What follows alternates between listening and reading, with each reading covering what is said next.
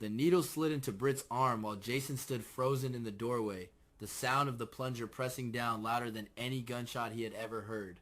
Cullum's hand was steady, almost gentle, as if he were offering salvation instead of reminding Britt that her life belonged to him.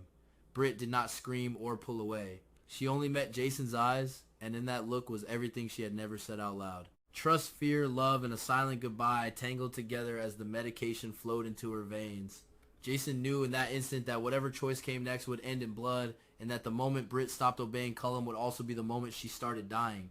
That knowledge burned backward through the hours that led them there, through the fragile peace they had been pretending to live inside. Valentine's Day was approaching, and for once the world around Port Charles seemed determined to soften its edges. Pink decorations crept into shop windows. Music drifted through the air that spoke of devotion instead of danger. For Britt and Jason, the timing felt cruel and almost mocking. They had never been a couple built for holidays or public displays, yet something about the approaching date made Britt restless in a way Jason could not ignore. She had always lived with urgency, but now every touch lingered longer. Every glance held an unspoken weight. Jason noticed the way she watched him when she thought he was not looking, as if she were memorizing his face.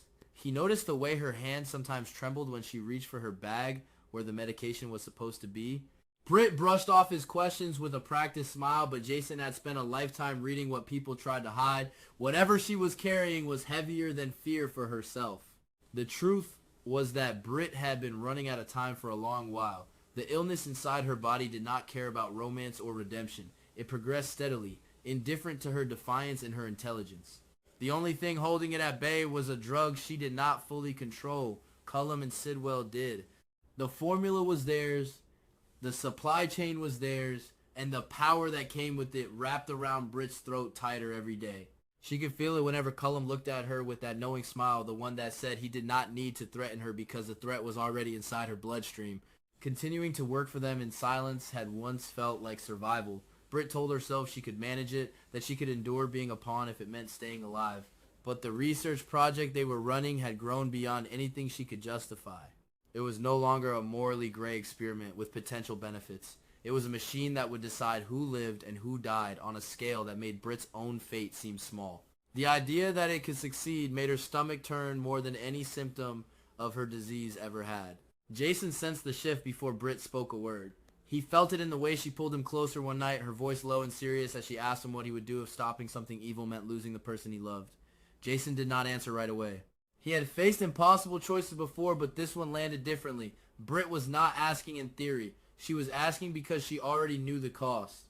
When she finally told him everything, it happened quietly, without drama. No raised voices, no tears. They sat together as dusk fell, and Britt laid out the truth piece by piece. The illness, the drug, Cullum's control, Sidwell's involvement, the research that could alter the future for countless people, not all of them in ways anyone would consent to. She did not soften the details or excuse her own role. She simply told him, and in doing so placed her life fully in his hands. Telling Jason meant crossing a line she could never step back from. Cullum trusted her because he believed fear would keep her loyal. Confessing everything to Jason meant that fear had finally lost its grip. It also meant that if Cullum suspected betrayal, the medication would stop. Britt knew that missing even one dose could push her body past the point of no return.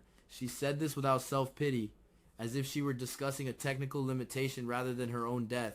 Jason listened, his face calm but his mind already racing through possibilities. He understood the stakes immediately. If they did nothing, the project would continue, and the damage could be enormous. If they acted and failed, Britt would die quickly, and Jason might not be far behind her. Even success carried a cruel irony. If Cullum was taken down, the drug could disappear with him, leaving Britt alive just long enough to realize she had won and lost at the same time. Valentine's Day arrived under a strange truce. They both knew it might be their last day of pretending that love alone could protect them. They did not talk about the future. They talked about small things instead. A shared memory, a quiet joke, the simple comfort of being together without plans or lies between them. For a few hours, Britt allowed herself to imagine that this was enough, that maybe the world would pause and let them stay right there. But the clock never stopped. The day after, Jason and Britt began to move, carefully at first, like people testing ice they knew could crack at any second. They started gathering evidence, tracing financial trails, copying files, and watching the movements of Cullum and Sidwell with a patience honed by years of survival. Britt used her position to access data she had helped create. feeling a sharp twist of guilt and resolve every time she opened another restricted file. Each step forward increased the risk. Cullum was not careless. He had layers of protection and a deep understanding of human weakness. He had already shown Britt that her autonomy was an illusion when he took the syringe from her hands and injected the medication himself. It was not about efficiency. It was about reminding her who decided whether she lived another day. That memory haunted Britt as she worked beside Jason, her pulse quickening whenever her phone buzzed or a door opened unexpectedly. Jason struggled with a different kind of fear. He was used to risking his own life, but Britt's life felt heavier, more fragile in his hands. He knew that choosing to fight could kill her even if every move was perfect. He also knew that choosing not to fight would mean accepting a future built on suffering he could have helped prevent. The math of it was brutal and unforgiving. One life weighed against many, with no guarantee that saving the many would truly save anyone. As they dug deeper, the scope of Cullum and Sidwell's ambition became clearer. The research was designed to be scalable, adaptable, and easily hidden behind layers of corporate language and legal shields. It promised progress while quietly stripping away choice. Britt understood the science intimately, which made the horror sharper. She could see exactly how it could be misused, how easily it could slide from innovation into weaponization. That knowledge fueled her determination even as her body reminded her daily of its limits. The strain began to show. Britt grew more fatigued, her symptoms flaring whenever stress spiked. Jason noticed the way she sometimes paused to steady herself, how her breathing changed after long nights of work. He wanted to pull her back, to tell her they could stop, but he also knew she would never forgive herself if she did. Britt had already accepted that her path forward might be a dead end. What mattered to her now was making sure that dead end was not paved with other people's bodies. Cullum, meanwhile, watched more closely than they realized. He had built his empire on control and anticipation. Britt's subtle changes did not escape him. He tested her loyalty in small ways, delaying a dose, altering instructions, forcing her to come to him instead of the other way around. Each test was a reminder that her rebellion had a countdown. Britt felt it ticking inside her, a metronome synced to her heartbeat.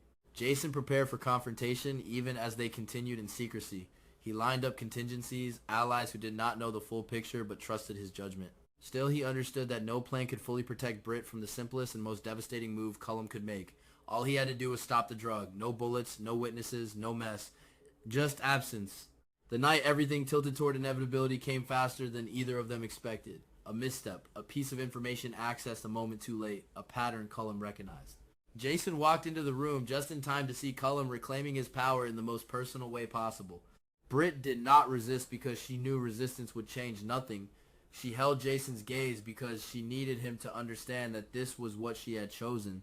In that charged silence, with the medication flowing and the future narrowing, the true cost of their plan became undeniable. Love had brought them here, but it would not shield them from what came next.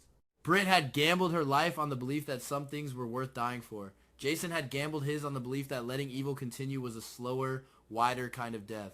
What followed would demand choices neither of them could take back. The trap they had begun to set around Cullum and Sidwell was tightening, even as the grip around Britt's life threatened to cut off completely. The path ahead held no safe exits, only momentum, and the knowledge that whatever happened next would echo far beyond the two of them. Cullum withdrew the needle with a calm that felt more violent than anger. Britt flexed her fingers slowly, grounding herself in the familiar burn of the medication spreading through her system. Jason did not move. His instincts screamed to act, to grab Cullum, to end the threat right there, but he forced himself still. Any sudden move could turn this from control into execution. Cullum watched him with sharp interest, clearly enjoying the tension, clearly aware that he was holding all the leverage in the room. He spoke softly, almost kindly, reminding Britt that obedience was the only thing keeping her alive. He did not accuse her outright. He did not need to. The message was clear. He knew she was drifting. He knew secrets were being shared. He wanted her to understand that curiosity had consequences. Sidwell stood nearby, silent but alert, a reminder that this was not a single man's game. This was a system, and Britt was trapped inside it. When they were finally allowed to leave, the air outside felt thinner, harder to breathe. Britt leaned against the wall for a moment, her face pale, but her eyes steady. Jason asked if she was alright, though they both knew the question had no real answer. She nodded anyway. The medication had bought her time, nothing more. Time that was now shrinking. That night they did not sleep. They talked in low voices, mapping out what came next with an urgency sharpened by the knowledge that Cullum was tightening the leash. Britt admitted that this might be the last window they had. Cullum would not tolerate uncertainty for long. Either she proved her loyalty completely or he removed the problem. Jason agreed. The trap had to be sprung sooner than planned, before Britt lost access, before her body lost the strength to keep going.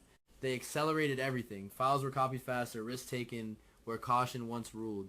Jason reached out to the one person he trusted to act without hesitation, someone who understood that some battles had to be fought even when the cost was unbearable. Britt, meanwhile, confronted the science she had helped build, dissecting it not as a researcher but as a witness to its potential destruction. She documented every flaw, every abuse, every path that led from theory to catastrophe. The strain pushed her to the edge.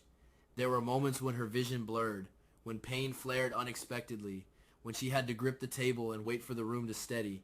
Jason watched all of it, powerless and furious, hating a world where saving others meant watching her fade. He offered more than once to pull back, to find another way, but Britt refused every time. This was her line to cross, not his to draw. Cullum made his next move quietly. The following dose came late. Not cancelled, just delayed long enough to remind Britt what absence felt like. Her hands shook by the time it arrived.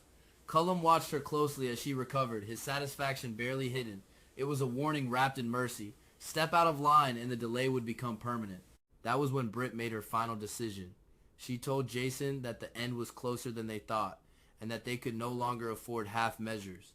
The evidence they had gathered was enough. Not perfect, not complete, but sufficient to expose Cullum and Sidwell if delivered to the right hands at the right moment. The problem was timing. Once the move was made, Cullum would know instantly. The medication would stop. Britt would have days, maybe hours. Jason did not argue. He simply asked what she needed from him. Britt answered without hesitation. She needed him to promise that he would not hesitate either, that if it came down to it, he would finish what they started even if she was no longer there to see it through. Saying the words hurt more than the illness ever had, but Britt forced them out because she needed to know the truth before she stepped into the dark. The plan unfolded with brutal simplicity. Information was leaked in layers, enough to trigger scrutiny without revealing the source. Financial records surfaced. Internal communications appeared where they should not exist. The pressure mounted quickly. Sidwell reacted first, scrambling to contain the damage, but Cullum understood immediately that this was not an accident, this was betrayal. He summoned Britt under the pretense of routine work. Jason wanted to stop her from going, but Britt insisted. If she refused now, everything would collapse too early. She kissed him goodbye with a tenderness that felt like a confession, then walked into the lion's den knowing it might be the last time she did. Cullum did not waste time. He laid out the evidence with cold precision, each piece another weight on Britt's chest. He told her she had disappointed him. He told her that trust was fragile and that broken trust required consequences. When she asked for her medication, he smiled and said it would come later. He wanted her to think. He wanted her to understand what she had chosen. Hours passed. Britt felt the familiar symptoms creeping back, sharper now, more insistent. She focused on breathing, on staying upright, on not giving Cullum the satisfaction of seeing her break. Outside, Jason moved his own pieces into place, knowing that every minute counted, knowing that once the final step was taken, there would be no undoing it. The confrontation came when the pressure became impossible to ignore. Authorities closed in, warrants issued, assets frozen. Sidwell attempted to flee and failed. Cullum realized too late that control could not stop a system once it turned against itself. In his fury, he returned to the simplest weapon he had left. He cut Britt off completely. Jason reached her just in time to see the effects. She was conscious but fading, her body betraying her with terrifying speed. He held her as help arrived, his mind splintered between rage and fear and a desperate need to keep her with him. Britt's breathing was shallow, her words faint but clear enough for him to hear what mattered. She told him she did not regret it. She told him that even now, knowing the end was close, she would make the same choice again. She told him that loving him had given her the courage to stop running. Jason listened, memorizing every word, every expression, refusing to accept what his eyes were telling him. The fallout was swift and devastating. Cullum was arrested, his empire dismantled piece by piece, the research project was seized and shut down, its dangers laid bare for the world to see. Lives were saved because the work did not continue, because someone had chosen to act instead of survive quietly. The victory was real, but it felt hollow in the sterile light of the hospital room where Jason waited. Doctors worked tirelessly, searching for alternatives, for anything Cullum might have hidden or failed to destroy. Time stretched and twisted, measured in heartbeats and lab results. Jason did not leave Britt's side. He talked to her even when she could not respond, grounding himself in the sound of his own voice, refusing to let the silence win. Against the odds, a fragment of hope emerged.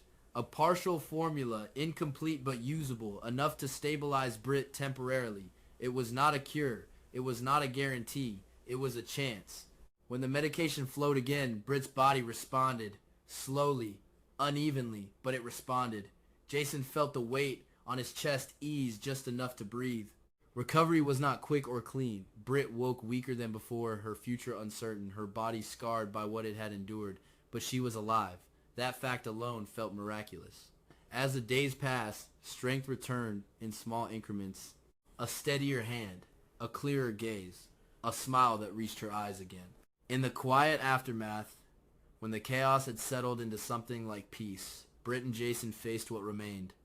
The world had changed because of what they did. So had they.